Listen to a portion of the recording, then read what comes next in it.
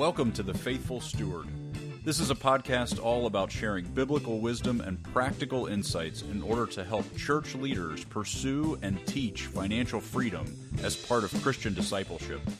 We believe this is a spiritual conversation, and this is a place where the church needs to lead the way in order to move our communities forward in how we steward God's resources.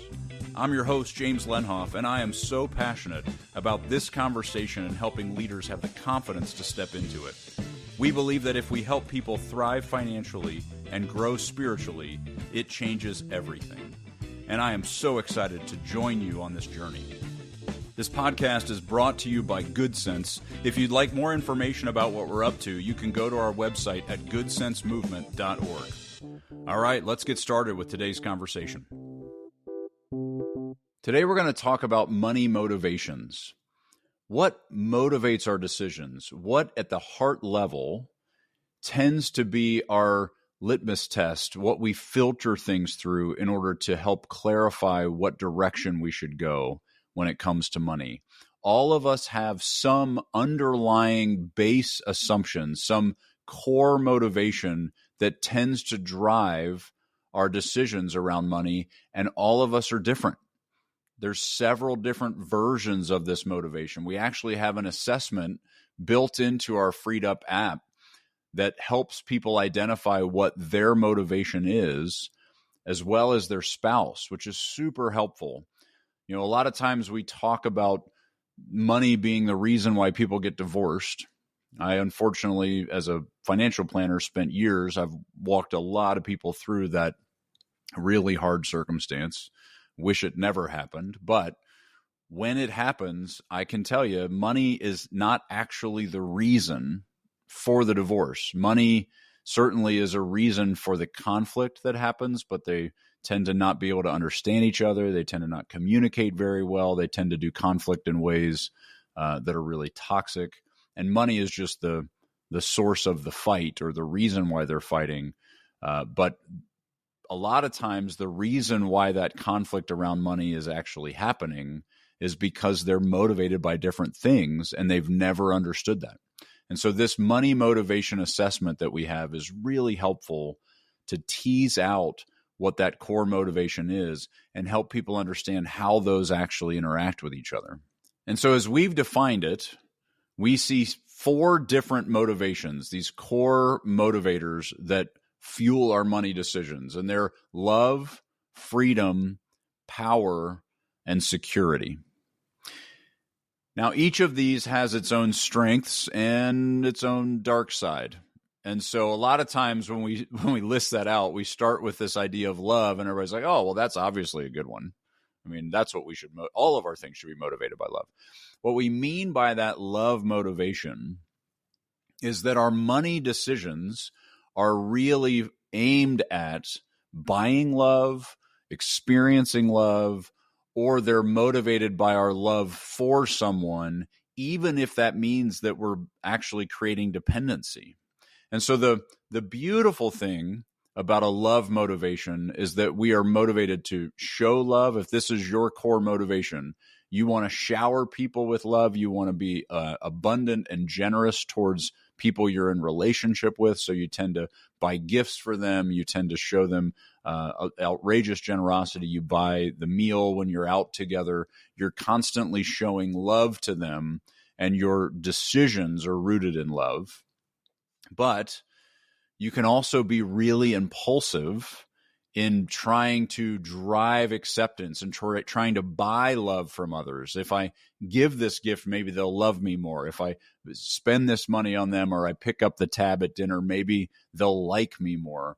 And when you talk about how this interacts with kids, a lot of times our motivations, if they're rooted in love, can create a deep level of dependency because we don't want to see our kids experience pain. We don't want to see them struggle or suffer through a lot of life circumstances. And so we rescue them. We give them money when they've not been responsible. We bail them out of the consequences because we just don't want them to feel those consequences. And that can create a lot of codependency. And so even though that motivation really is love, I love you and I don't want to see you feel pain, it actually can be counterproductive and really stunt the growth of the people that we love because we're using our resources to bail them out. It also can be difficult because we use those resources motivated by love, but then we see them continually make those mistakes and we feel taken advantage of, we feel used.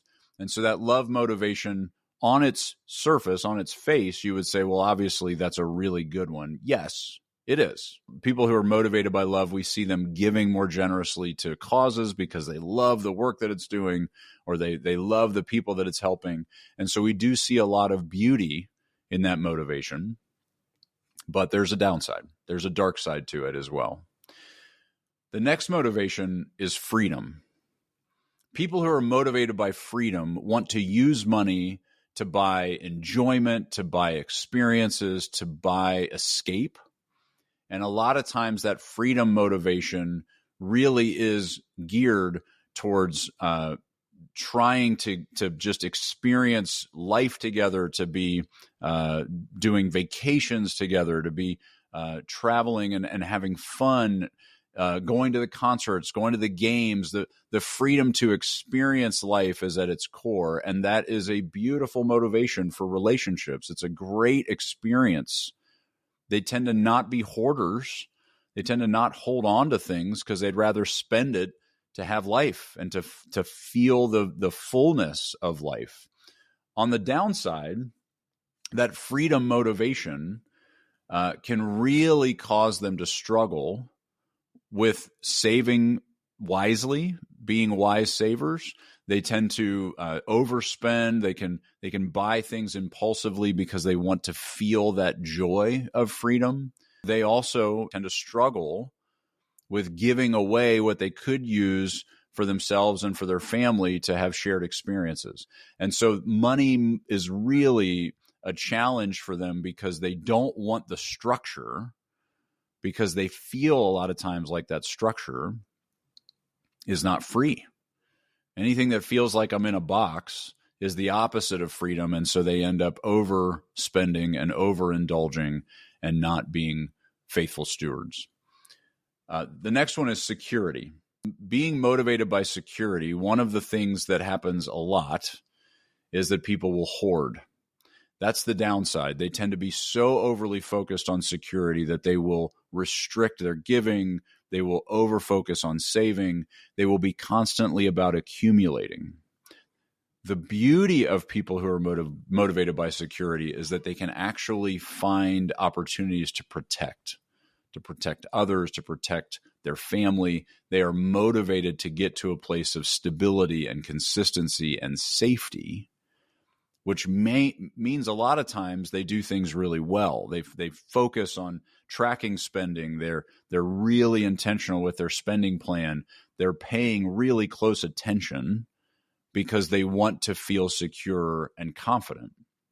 And so even though we see a lot of good in that security motivation, that tendency to be really thoughtful and in some cases overly frugal, to really ratchet down spending in order to make sure there's more than enough and that we feel confident and secure, we do see that dark side of hoarding and over saving, over accumulating. And what that ultimately leads to is finding your security in your money. A lot of times security motivated people struggle to find security and see the provider as God. They tend to see themselves as provider, and they tend to see the provision as the security. And finally, we get to power. People who are motivated by power when it comes to money. Now, we might immediately say that is bad, right? We don't want that. That sounds manipulative and really ugly. But oftentimes, people who are motivated by power, they can end up using God's resources in a way that brings influence and direction and authority. And so sometimes we see that people who are motivated by power actually leading organizations, leading things that are incredibly beautiful and incredibly valuable, but the motivation is to be in that place of influence, that the resources buy them that influence. They're motivated to gain more and more power. That doesn't necessarily mean they're the evil villain. That's where our brain a lot of times goes. And so a lot of times we think, well, that's one we definitely don't want. We do need people who are motivated this way in order to move in a direction that brings kingdom resources and brings influence into places where it's lacking. The downside of this one is relatively obvious, right? When you are motivated by power, you can become addicted to power. You can become so over-focused on accumulating wealth in order to wield that wealth and that influence. And so what starts as a goal of influencing and setting direction becomes an addiction of power and control. And so we really need to be careful with this motivation. When we see that power motivation in play, we need to stay connected to the aspirational and the beautiful aspect of that, the ability to honor God with the authority that you've gained or that he's given you, versus becoming addicted to it, identifying it as yours, and then protecting it and wielding it in ways that don't bring glory to his kingdom. So I ran through those relatively quickly, and maybe you identified which one was you. Maybe as I walked through them, you're like, oh yeah, man, I'm definitely security motivated. I'm scared all the time, and I always want to oversave, and we never have any fun because I'm trying to get as much as I can to get to a place where I feel safe. Or maybe you can identify with that love motivation, where you recognize that you're stepping in to relationships and giving money in ways or rescuing people from things that the consequences that they probably should experience. It probably would be helpful for them to suffer and struggle a little bit in order to learn some responsibility. And so as you wrestle with that between love, security, freedom, and power, one of the things that's really interesting is to start to try to figure out, what are the people I'm in relationship motivated by? Whether that's your spouse, or it's people in your church community and your leadership that are in your family. Because what you'll find is that most often those base level conflicts are rooted in that motivation around money. If you are fighting or struggling or arguing about something that has to do with any of God's resources, it's probably motivated by your motivations. It's probably rooted in the fact that one of you might be love motivated and one of you might be security motivated. So think of it this way. If I'm love motivated and my wife is security motivated, and I want to rescue my kids, I want to make sure they never feel pain. I want to constantly give them more than they need. I want to pay for every need that they have. And the security motivated spouse is saying, you're putting us at risk. We can't afford to do what you're doing, and they don't need it anyway, right? The security motivated person is like, hey, look, they're going to have to learn on their own. They're going to have to figure this out. We need to protect ourselves. And the love motivated person is saying, we don't matter. All that matters is that these kids or these people don't have to feel pain. I will sacrifice my security for their safety or their comfort. And so those conflicts are natural. And we will dismiss each other. We will argue around this, but we'll never understand that there's a reason why that argument's coming up. If someone is freedom motivated and another person is power motivated, the freedom motivated person would be much more carefree and somewhat reckless and frivolous with their spending in the power motivated person's eyes, right? The freedom motivated person is going to want to have shared experience and waste money on things that are beautiful and delightful to them, and not have to worry about, should I have done that? Does it cost my security? They just want to have the freedom to do. The power motivated person may look at that and say, you're being irresponsible. We could have used those resources to gain more influence. We could have gained status or significance. We could have grown in our power if we use these resources in a different way. And all of that feels completely bonding and restrictive to the person who's motivated by freedom. And so the beauty of understanding these things is how it changes our understanding of each other, of having compassion on each other. You know, one of the gifts of understanding this money motivation is when I interact with someone who is security motivated, it's not that I think they're stupid or that they are crazy for how much they want to hoard. I can meet them in that place and go, I see why this is so important to you. I understand that this is such a deep motivation for you to feel safe. Then the conversation can move to what is actually a safe level. Because the problem with a security motivated person is that level of safety always grows. And we talk about this idea of a floor and a ceiling.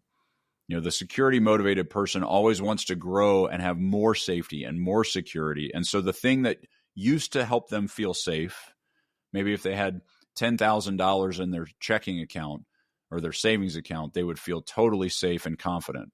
Well, then they're used to having $10,000 in their checking and savings account. And now all of a sudden, 15,000 actually feels like it'd be safer. So that's actually my new minimum. So now the thing that used to be the ceiling becomes the floor. And now I have to keep climbing and keep climbing. And so that security motivation can be somewhat relentless unless someone can break in and say, oh, I understand where this is coming from. Let's define together what is a reasonable level of security. Same thing is true with love motivated. You know, they will pour everything out. They will give until they have nothing left to give because they just want someone else to not feel pain. Helping to understand that, stepping into it and saying, oh, I get why this is so incredibly important to you. I understand that this is what you're motivated by. Let's define together what is a reasonable level of pain that we're okay with our kids feeling, or that we're okay with this, you know, relationship going through. And we'll protect them from more than that, but we're going to allow them to have this much. You know, I've had conversations with people that are motivated by love that whenever their kid has a balance on their credit card, they just pay it off for them because they just don't want them to pay credit card interest. And so we determined what amount of credit card debt, in order for them to feel the pain and understand what credit card interest is and how it even works, because they've never experienced it before.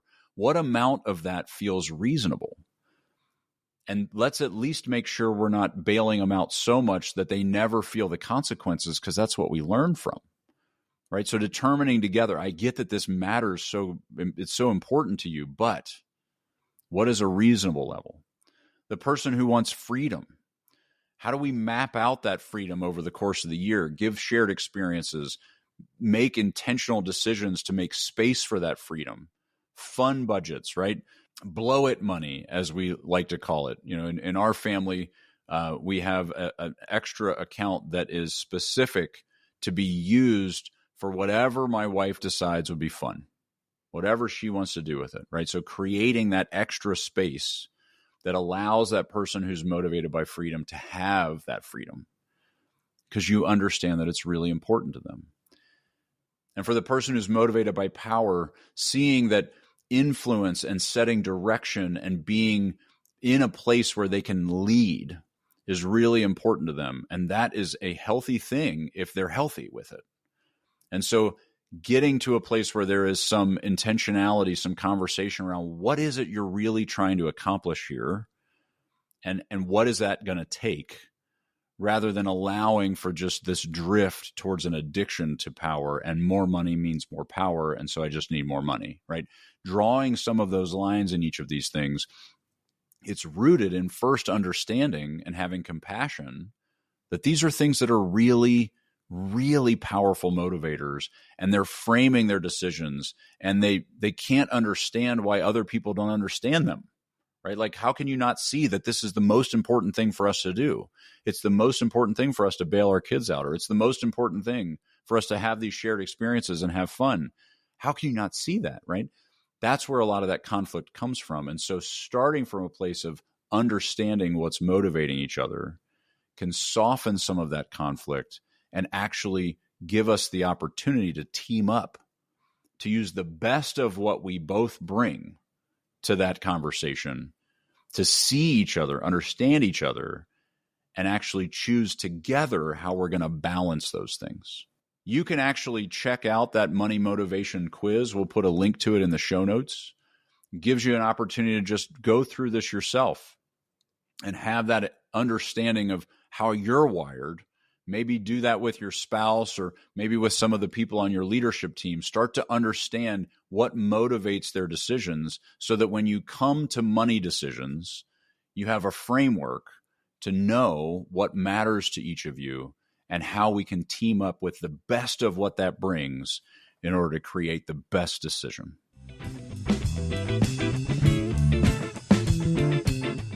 Well, thank you so much for listening to the Faithful Steward podcast. Be sure to check out the show notes for links and other information that we mentioned in today's episode.